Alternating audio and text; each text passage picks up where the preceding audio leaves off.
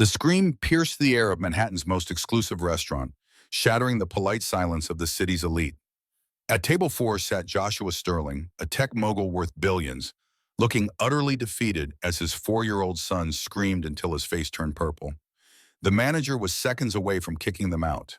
The patrons were whispering, judging, and sneering. But then a waitress named Sierra, who had less than $10 in her bank account, broke every rule of the establishment. She walked past the security, ignored the manager, and did something that would change the course of 4 lives forever. She didn't offer a toy. She didn't offer food. She whispered 5 words that silenced the room and brought a billionaire to his knees. The sound of a dropped fork at L'Etoile usually drew a glare from Henri, the floor manager. But tonight a dropped fork would have been a mercy. Instead, the dining room was being assaulted by the raw, guttural screaming of a child. Sierra Bennett adjusted her apron, her hands trembling slightly. She was 28, but the dark circles under her hazel eyes made her look older. Her feet throbbed in the cheap black flats she'd bought at a discount store in Queens. Every step on the plush burgundy carpet felt like walking through quicksand. She couldn't afford to lose this shift. She barely made rent on her studio apartment last month, and her landlord, Mr. Kowalski, was already making passive-aggressive comments about reliable tenants. "Table 4, Henri hissed, walking past her. Henri was a shorted man who wore suits that cost more than Sierra's entire life earnings. He smelled of expensive cologne and disdain.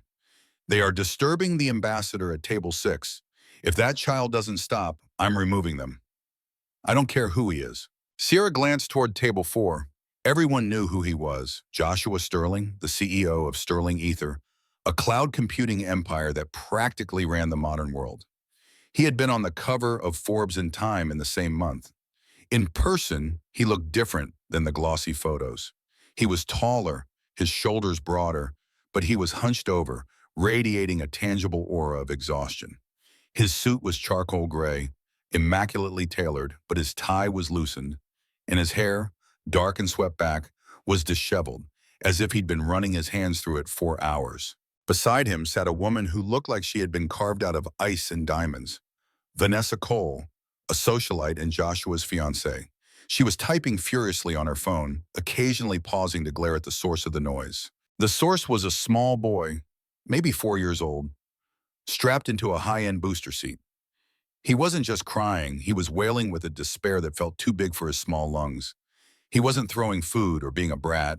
He was screaming as if he were in physical pain, his small hands gripping the edge of the table until his knuckles were white. "Joshua, do something," Vanessa snapped, not looking up from her screen. "People are filming. This is going to be on page 6 by morning." Sterling meltdown. "Great. I'm trying, Vanessa," Joshua said, his voice deep but afraid. He held up a piece of bread. "Leo, please, just a bite. Or here, look at the iPad." The boy, Leo, swatted the iPad away. It clattered onto the floor. The room went silent. The scream that followed was piercing. Sierra felt a physical ache in her chest. It wasn't annoyance. It was a phantom pain she had lived with for 3 years. It was the sound of a motherless child. "That's it," Henri muttered. He signaled to the large security guard stationed near the entrance. "Get them out." Sierra saw the humiliation washing over Joshua Sterling. The most powerful man in the room was helpless against the sorrow of a 4-year-old. She saw him close his eyes, resigning himself to the shame of being escorted out. Sierra didn't think. She didn't check with Henri. She didn't worry about her tips or Mr. Kowalski's rent. She just moved. She grabbed a warm, damp cloth from the service station and walked straight toward table 4. "Miss Bennett," Henri barked in a hushed whisper. "Get back to your station." She ignored him. As she approached the table, the tension was thick enough to choke on. Vanessa looked up, her lip curling in disgust. "Finally, can you get this mess cleaned up and tell the manager we expect the meal to be comped?" Sierra didn't look at Vanessa. She didn't look at the billionaire. She looked at Leo. The boy's face was red and wet, his eyes squeezed shut. He was hyperventilating. Those short, jagged breaths that happen when you've been crying so long your body forgets how to breathe. Sierra knelt. It was strictly against protocol for a server to kneel. You were supposed to be invisible, a ghost serving champagne. But Sierra went down on one knee right on the expensive carpet, putting herself at eye level with the child. "Hey," she whispered. Leo didn't stop, but the pitch of his scream wavered. He sensed a presence. Joshua looked down, startled. Miss, I'm sorry, we're leaving. He's having a hard time. He's not having a hard time, sir, Sierra said softly, her eyes locked on the boy. He's terrified. Vanessa scoffed. He's spoiled. He wants attention. Sierra reached out. She didn't touch the boy yet. She held her hand palm up, hovering in his space. Leo, she said. The name was embroidered on his bib. Leo opened his eyes. They were blue, a startling electric blue that matched his father's. But they were swimming in tears. He looked at Sierra's hand. It's too loud in here, isn't it? Sierra whispered. She pitched her voice low, a soothing alto that vibrated with a calm she didn't actually feel. It's too bright, and everyone is looking. Leo hiccuped. The screaming stopped, replaced by wet, gasping sobs. What are you doing? Vanessa demanded. Don't touch him. Vanessa, shut up, Joshua said. It was the first time he had raised his voice, but it was cold steel. Sierra slowly moved her hand and placed it gently on Leo's chest, right over his racing heart. She could feel the frantic thumping through his little designer shirt. Breathe with me, she said. She took a deep, exaggerated breath, in and out. Leo stared at her. He didn't mimic her, but he watched. He's not hungry, Sierra said, finally looking up at Joshua. The billionaire looked stunned, as if he was seeing a magic trick. And he doesn't want an iPad. What does he want? Joshua asked, his voice cracking. Sierra looked back at the boy. She saw the longing in his eyes, the specific type of emptiness that no amount of money could fill. She recognized it because she saw it in the mirror every morning. She looked Joshua dead in the eye. He just needs a mom. The words hung in the air, heavier than the crystal chandelier above them. Vanessa gasped, dropping her phone onto the table with a clatter. Excuse me? Do you have any idea who you're talking to? How dare you imply? She's right, Joshua whispered. The billionaire slumped in his chair. The armor of the titan of industry fell away, leaving just a grieving father. She's right. Sierra turned her attention back to Leo. The boy was still trembling, but the hysteria was gone. He was studying Sierra's face. Sierra had a small scar on her chin from a childhood bike accident, and Leo reached out a tiny, sticky hand to touch it. Sierra didn't flinch. She leaned into the touch. It's okay to be sad, Leo, she murmured. It's okay to miss her. She didn't know who her was, a deceased wife and absent mother, but she knew the void. Leo's lower lip quivered. He let out a long, shuddering sigh and leaned forward, resting his forehead against Sierra's shoulder. It was a breach of every boundary in the service industry. Sierra wrapped her arms around the boy, smelling the mix of expensive baby shampoo and distress. He melted into her, his small body going limp with relief. For a full minute, the restaurant was silent. The clinking of silverware at other tables had stopped. The ambassador at table 6 was watching openly. Henri, the manager, stood frozen a few feet away, his mouth slightly open. The security guard hovered uncertainly behind him. Joshua Sterling watched the scene with an expression that was difficult to read. It was a mixture of awe and profound sorrow. He looked at Vanessa, who was fuming, her face flushed with embarrassment, and then back to the waitress in the cheap shoes holding his son. He hasn't let anyone hold him like that in 6 months, Joshua said softly. Not the nannies, not me, not anyone. Sierra gently rubbed Leo's back in slow, rhythmic circles. He's touch-starved, she said quietly. Anxiety makes the skin feel like it's burning. Pressure helps. She slowly pulled back. Leo didn't scream this time.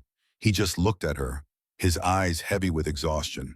I can bring him some warm milk with a little vanilla, Sierra suggested to Joshua. It helps with the cortisol levels if you'd like. Yes, Joshua said immediately. Please, and what is your name? Sierra Bennett. Sierra, Joshua repeated, testing the weight of it. I'll have her fired, Vanessa hissed under her breath as Sierra stood up and walked toward the kitchen. Joshua, this is humiliating. A waitress telling us how to raise your son. It's unprofessional. It's dirty. She stopped. The crying, Vanessa, Joshua said, his eyes still following Sierra's retreating figure. That's more than you've done in the year we've been together. In the kitchen, the atmosphere was chaotic. Bennett, Henri cornered her near the dishwasher station. His face was red. What do you think you are doing? You do not touch the guests. You do not lecture the guests. You are a server, not a therapist. He was suffering, Henri, Sierra said, grabbing a small pitcher of milk. I don't care. You embarrassed the establishment. Get your things. You're done for the night. In fact, she is not done. The voice came from the kitchen doorway. Joshua Sterling stood there. He had removed his suit jacket and rolled up his sleeves. He looked out of place among the stainless steel and steam, yet he commanded the room instantly. Henri turned pale. "Mr. Sterling, I apologize profusely. This employee was just being terminated for her insubordination. We will comp your entire meal." And if you fire her," Joshua said, his voice calm but dangerous, "I will buy this building, evict this restaurant, and turn it into a parking garage. Do you understand me?" The kitchen staff froze. The chef stopped chopping. The dishwasher stopped spraying. Henri swallowed hard. Yes, sir, of course, sir, an overreaction on my part." Joshua turned to Sierra. He looked at the pitcher of milk in her hand.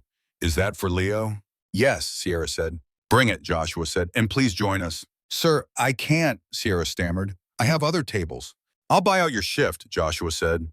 He reached into his pocket and pulled out a money clip. He didn't count the bills. He just pulled out a stack of hundreds, likely $2,000 or $3,000, and placed them on the stainless steel counter next to a tray of half-eaten scallops. "Henri, this covers her tables for the night. Sierra is dining with us." Henri nodded weakly. "Very good, sir." Sierra felt dizzy. She untied her apron, her hands shaking worse than before. She walked out of the kitchen, not as a server, but as a guest of the most powerful man in the city. When she returned to the table, Vanessa looked ready to kill. "This is absurd," Vanessa said as Sierra sat down tentatively in the empty chair across from Leo. "Joshua, you are having a mental break." "Here, Leo," Sierra whispered, placing the warm cup in front of him. Leo picked it up with two hands and drank. He lowered the cup, a milk mustache on his upper lip, and for the first time that night he looked at Sierra and gave a tiny, sleepy smile. "Thank you," Joshua said. He ignored his fiancée completely. He leaned in, his intensity focused solely on Sierra. "How did you know about the needing a mom thing? That was specific." Sierra hesitated. She looked at the tablecloth. This was the part she didn't talk about. Not to her coworkers, not to her landlord. "I had a daughter," Sierra said, her voice barely audible. Her name was Emily. "Had?" Joshua asked gently. "I lost custody." Sierra lied. It was a partial lie, a protective shield. The truth was far more complicated and far more painful. And then 2 years ago, she passed away, an accident. The silence returned, but this time it wasn't awkward. It was reverent. "I'm so sorry," Joshua said. "When she was scared," Sierra continued, looking at Leo, "she used to scream like that. Not because she was bratty, but because the world felt too big. I recognized the sound." Joshua nodded slowly. "Leo's mother died when he was born. Complications. I've had nannies, the best in the world, pediatric psychologists. But no one connects. They treat him like a patient or a job. You treated him like a person." "He's a sweet boy," Sierra said. "Sierra," Joshua said, leaning back. "I'm going to be direct. I'm in the middle of a merger that is taking 20 hours of my day. Vanessa has her own career. Leo is suffering. I need someone who understands him. I need you to come work for me." Vanessa choked on her wine. "What?" "I'm a waitress, Mr. Sterling," Sierra said. "I don't have a degree in child development. I don't care about degrees. I care that my son stopped crying." He pulled a business card from his pocket and slid it across the table. It was thick, heavy cardstock with gold embossing. Joshua Sterling, CEO. Triple whatever you make here, plus benefits, full autonomy with Leo. Sierra looked at the card. Triple her salary. That would mean she could pay off her debts. She could move out of the rat-infested studio. She could visit Emily's grave in Ohio, which she hadn't been able to afford to do in a year. But she also looked at Vanessa. The woman's eyes were narrow, venomous slits. I need to think about it," Sierra said. "Don't think too long," Joshua said. "I'm sending a car for you tomorrow at 10 o'clock a.m. The address is on the card." "Joshua, you can't be serious," Vanessa snapped. "You're hiring a stray from a restaurant to raise the heir to the Sterling fortune. She probably has a criminal record. She looks like she sleeps in a subway station." "One more word, Vanessa," Joshua said, his voice dropping to a terrifying whisper. "And you can take a taxi home." Vanessa shut her mouth, but the look she gave Sierra promised war. Sierra stood up. "I'll consider it. Thank you for the drink." She walked away, her legs feeling like jelly. She went to the locker room, changed back into her street clothes, jeans and a worn-out sweater, and walked out the back door into the cold New York night. She clutched the business card in her pocket. She had no idea that by accepting this card, she wasn't just taking a job. She was stepping into a web of lies, murder, and a mystery that would force her to confront the darkest secret of her own past. And she had no idea that Vanessa Cole was already texting someone on her phone. A text that read, "Dig up dirt on Sierra Bennett. I want her destroyed before she even steps foot in the penthouse." The morning sun didn't hit Sierra's apartment window in Queens. It was blocked by the brick wall of the tenement next door. But at 10 o'clock a.m. sharp, the sun seemed to arrive in the form of a sleek black Bentley parked illegally in front of her building. Neighbors peeked out from behind torn curtains. Mrs. Gorski, who usually yelled at Sierra for walking too loudly, stood on her stoop with her mouth agape. Sierra walked out with 2 duffel bags. That was it. That was her entire life. The driver, a man with a neck as thick as a tree trunk named Marcus, took the bags without a word. "Mr. Sterling is expecting you, Miss Bennett." As the car glided over the Queensboro Bridge, watching the Manhattan skyline grow larger, Sierra felt a knot of dread tighten in her stomach. She wasn't just nervous about the job. She was nervous about him. Joshua Sterling, the way he had looked at her the night before, desperate, intense, and terrifyingly vulnerable, haunted her. The Sterling penthouse wasn't an apartment. It was a fortress in the sky, located at the top of the Sterling Ether Tower, overlooking Central Park like a kingdom. The elevator opened directly into the foyer. The floors were white marble, the walls adorned with abstract art that probably cost more than the entire neighborhood Sierra grew up in. But the first thing she noticed was the silence. It was the same silence from the restaurant, oppressive, heavy. "Welcome to the fishbowl," a voice said. Vanessa Cole leaned against a marble pillar, sipping a green smoothie. She was wearing white yoga pants and a cashmere wrap, looking effortlessly wealthy and deeply unhappy. "Vanessa," Sierra nodded, gripping the strap of her bag. "Let's get one thing straight," Vanessa said, pushing off the pillar and walking closer. Her perfume was sharp, chemical, and floral. "Joshua is grieving. He's not thinking clearly. He hired you because he had a weak moment, and you capitalized on it with a sob story about a dead kid." Sierra felt the blood drain from her face. "Excuse me? Oh, don't play innocent. I did a background check." Vanessa smiled, but it didn't reach her eyes. "Sierra Bennett, high school dropout, waitress for 10 years, eviction notices in 2010 and 2021, and yes, a daughter named Emily who died in a car accident. Tragic, but listen to me. You are here to wipe his nose and change diapers. You are not here to play mommy to the heir, and you are certainly not here to play wife to the father.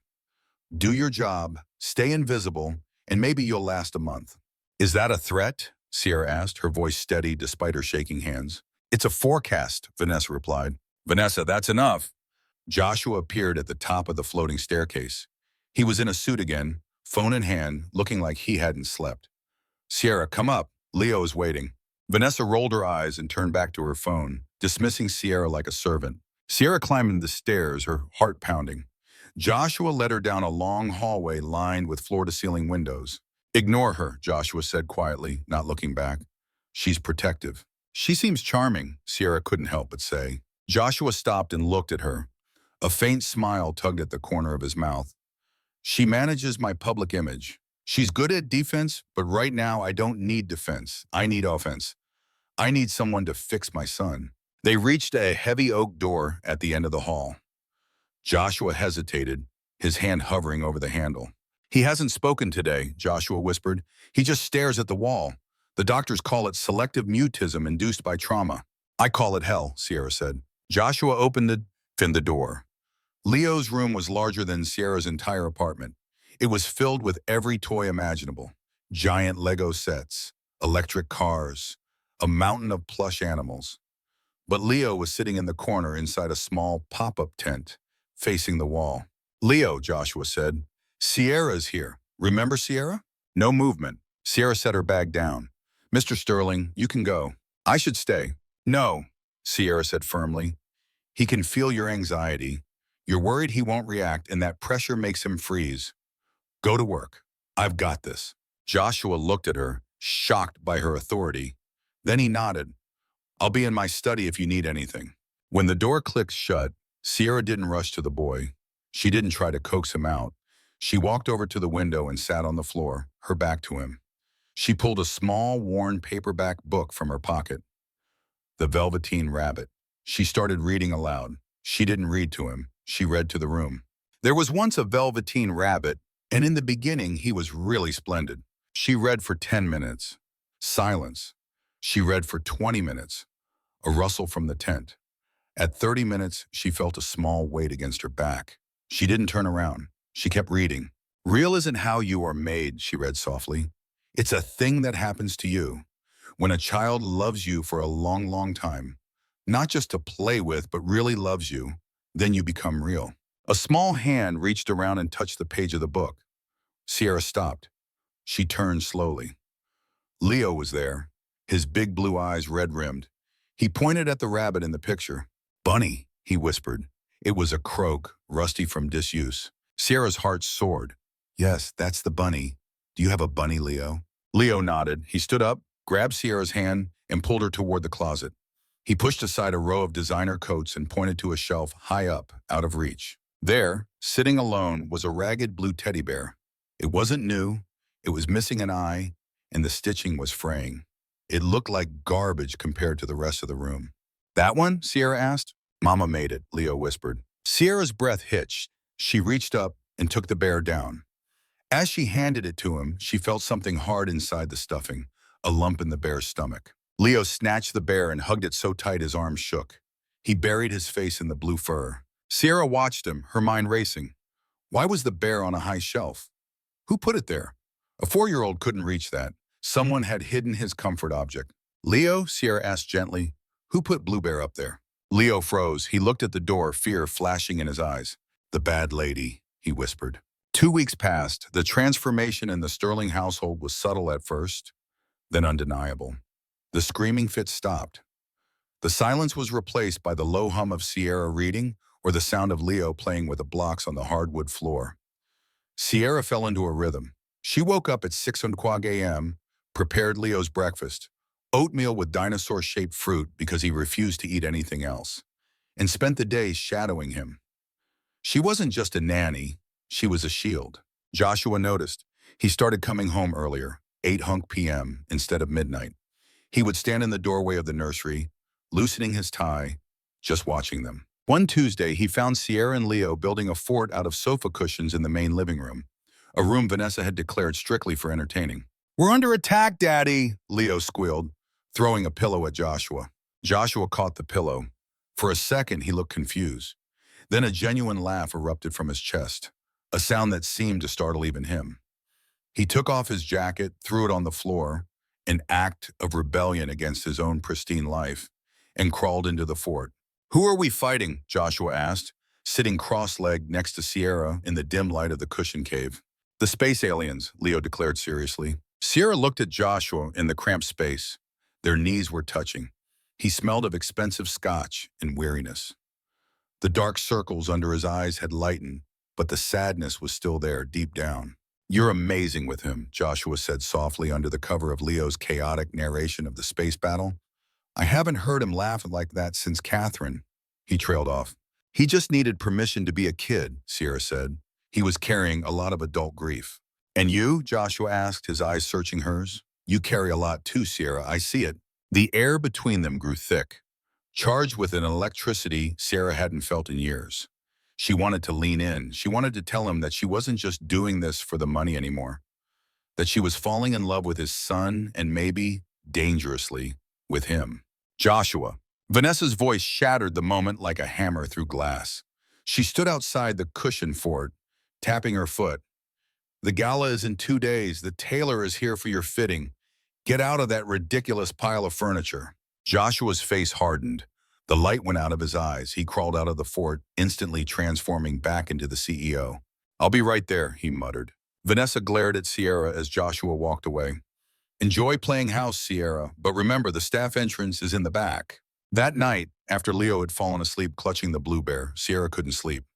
The interaction in the fort replayed in her mind, but something else was bothering her. The bad lady, Leo's words about who hid the bear. Sierra had assumed he meant Vanessa. It made sense. Vanessa was cold, controlling, and clearly disliked the child. But there was something else. Sierra walked into Leo's room to check on him. He was fast asleep. The blue bear had fallen onto the floor. Sierra picked it up to tuck it back in. As she squeezed it, she felt that hard lump again, the one she had noticed on her first day. Curiosity got the better of her. She sat in the rocking chair by the window, illuminated only by the city lights outside. She examined the bear. The seam on the bear's back was different. The thread was a slightly lighter shade of blue, and the stitching was clumsy, unlike the professional seams on the rest of the toy. Mama made it. Sierra went to her room and grabbed a small pair of nail scissors from her bag. Hands trembling, she carefully snipped the clumsy threads. She reached into the stuffing. Her fingers brushed against something cold and plastic. She pulled it out. It was a small black digital voice recorder, the kind journalists or doctors use. Why would a mother sew a voice recorder into a teddy bear? Sierra pressed the play button. The device crackled. A woman's voice, breathless and shaky, filled the quiet room. If you're hearing this, it means I'm gone. Oh God, Leo, my baby, I'm so sorry. Sierra froze. It was Catherine, Joshua's late wife. The recording continued, the voice dropping to a terrified whisper. They think I'm crazy. Joshua thinks it's postpartum depression. The pills they are giving me, they make me forget things. They make me weak. But I didn't take them today. I hid them. There was a sound of a door opening in the background of the recording. Catherine gasped. I have to be quick. It's not the depression. Someone is changing my medication. I found the bottle in the trash. It's not what the doctor prescribed. It's poison, Joshua. Slow poison. And I think I know who. The recording cut off abruptly with a loud click. Sierra sat in the dark, the recorder burning a hole in her hand. Her heart was hammering against her ribs like a trapped bird. Catherine hadn't died of complications. She was murdered, and the killer was likely still in the house. Suddenly, the door to Leo's room creaked open.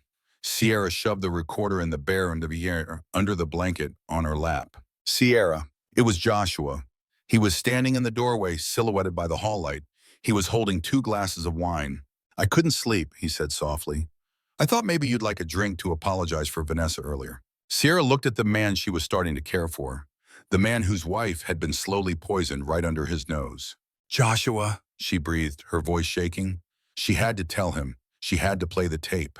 But then a shadow moved behind Joshua. Vanessa stepped into the hallway light, draped in a silk robe. She saw Joshua entering the room and her eyes narrowed.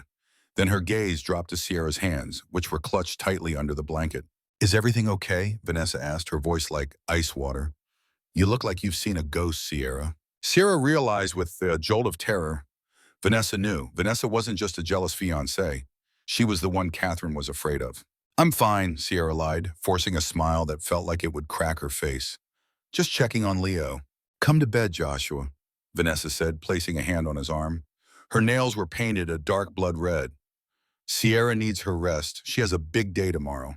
Joshua looked between them, sensing the tension, but misinterpreting it as mere dislike. Good night, Sierra, he said, handing the wine glass to Vanessa instead. Good night, Sierra whispered. As they walked away, Sierra pulled the recorder out. She looked at the bear. She looked at sleeping Leo. She was alone in a penthouse with a murderer, and she was the only one who knew the truth. She needed help. But who could she trust? Her phone buzzed in her pocket. She pulled it out. An unknown number. She answered it. Hello, Ms. Bennett. A deep, distorted voice spoke. We know you found the bear. If you want the boy to see his 5th birthday, you will put that recorder in the trash chute within 10 minutes. Do not talk to Joshua. Do not call the police. We are watching. The line went dead. Sierra looked up into the corner of the room. A small red light blinked on the smoke detector. A camera. They were watching her right now. Sierra stood in the center of the nursery, her heart hammering against her ribs like a trapped bird. The red light of the smoke detector blinked. Blink, blink, blink. They were watching. She had 10 minutes. If she didn't throw the recorder away, they would hurt Leo. If she did throw it away, she would be destroying the only proof that Joshua's wife was murdered, leaving Leo and Joshua vulnerable to the same fate. She looked at Leo sleeping soundly in his bed, unaware that his life was being bargained for in the dark. Sierra's mind raced back to her days waiting tables at a dive bar in Hell's Kitchen.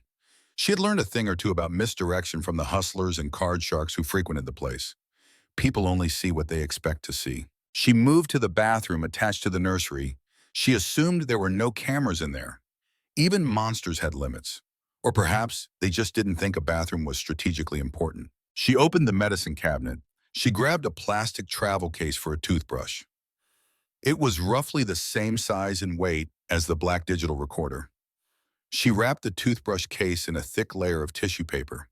Then she took the real recorder.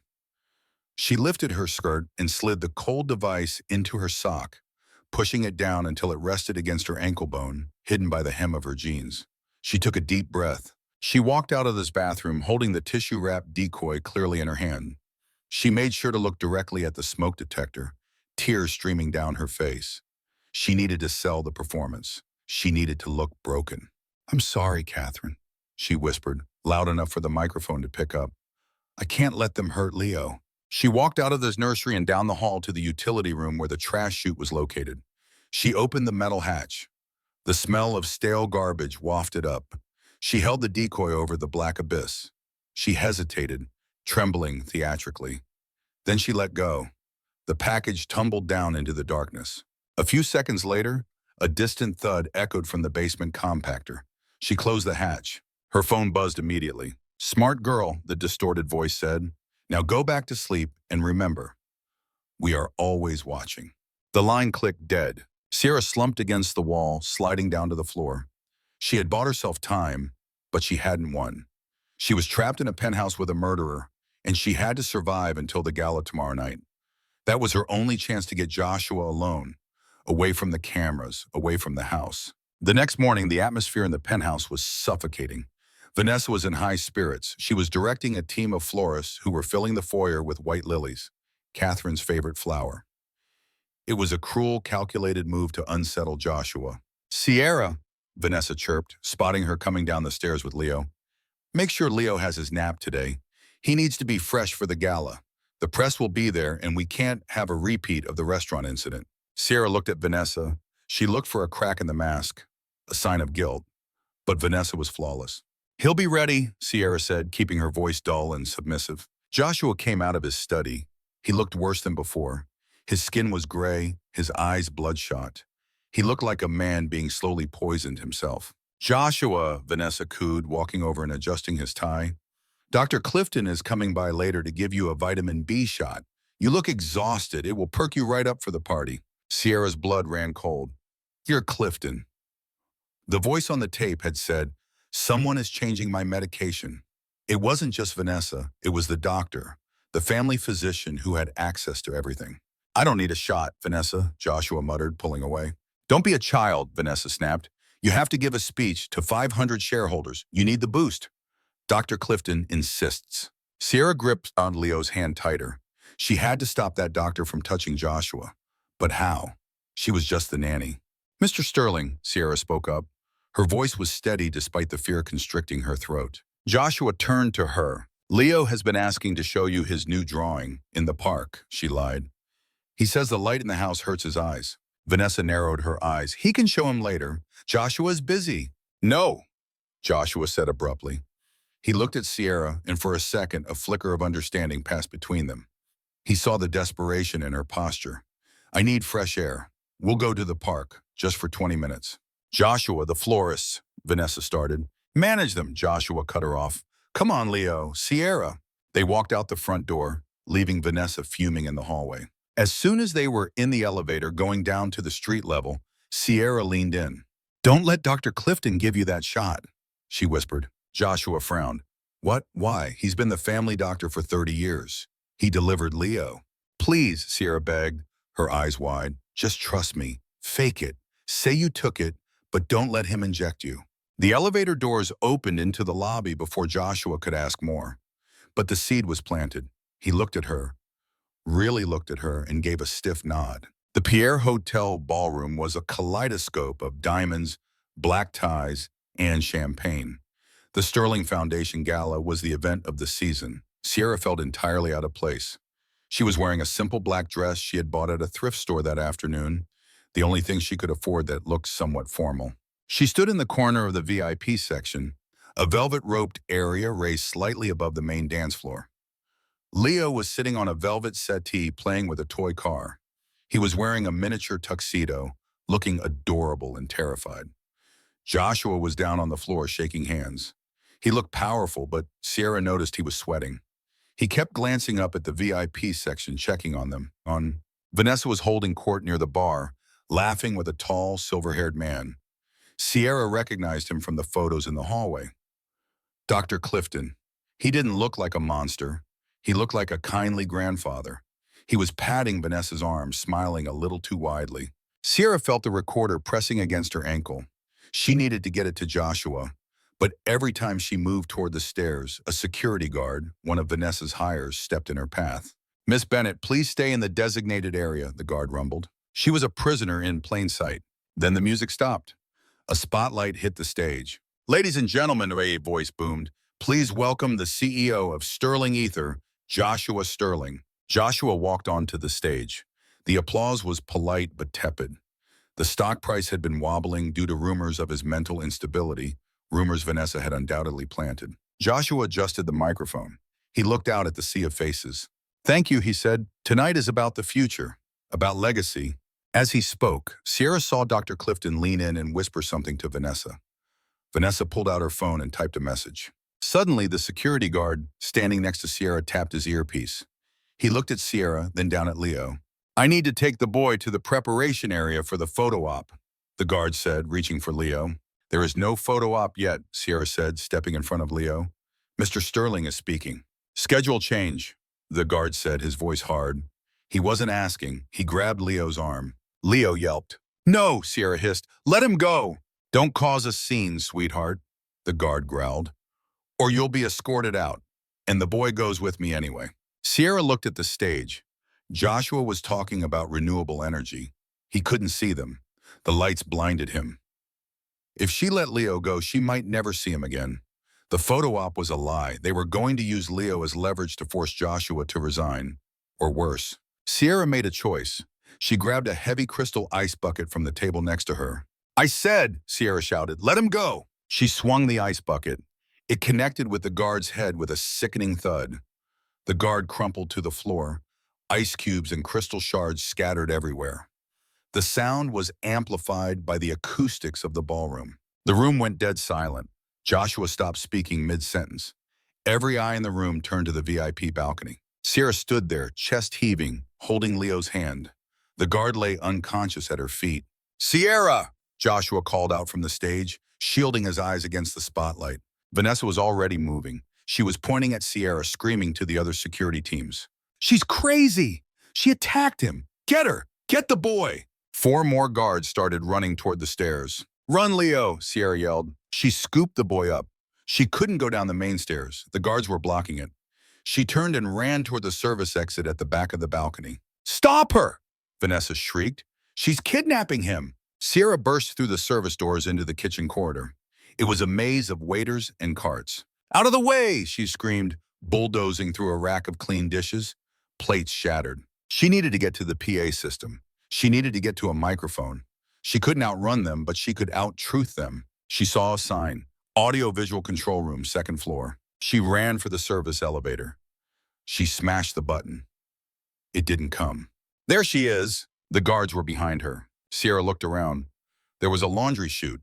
It was small, dangerous, and dark. "Leo," she panted, setting him down. "We have to play a game. The slide game." "I'm scared," Leo cried. "I know. I'm right behind you, I promise." She pushed open the chute. She shoved Leo in. He slid down with a squeal. Sierra climbed in after him just as a heavy hand grabbed her ankle. She kicked out her heel, connecting with a nose. The guard grunted and let go.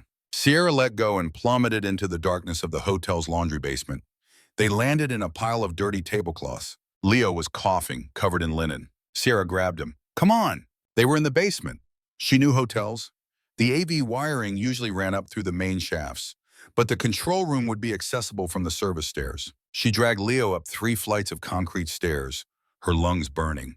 She kicked open the door to the 2nd floor. The control room was at the end of the hall. She burst in. A sound technician, a young guy with headphones, jumped up. "Hey, you can't be in here!" Sierra slammed the door and locked it. She shoved a heavy chair under the handle. Outside, fists started pounding on the door. "Open up! Security!" Sierra ignored them. She looked at the massive mixing board. "Which one goes to the ballroom?" she demanded, grabbing the technician by his hoodie. "What, lady? You're crazy!" "Which fader goes to the main speakers?" she screamed. "The lives of 2 people depend on it." The technician, terrified by the blood on her dress from the guard's nose and the sheer ferocity in her eyes, pointed to a red slider marked Master. And the input? He pointed to an auxiliary cable. That's the aux. Sierra reached down to her ankle. She pulled out the black recorder. The door hinges were starting to buckle. Bam! Bam! Open this door or we shoot! A voice yelled. Sierra plugged the recorder into the aux cable. She pushed the master fader all the way up. She pressed play. Below in the ballroom, the chaos had reached a fever pitch. Joshua was arguing with the police who had just arrived. Vanessa was playing the victim, sobbing into a handkerchief. She's a deranged stalker, Vanessa was telling the police chief. She's been obsessed with my fiancé. She tried to kill our security guard. We'll find the boy, Mom. The chief said, we'll find the boy.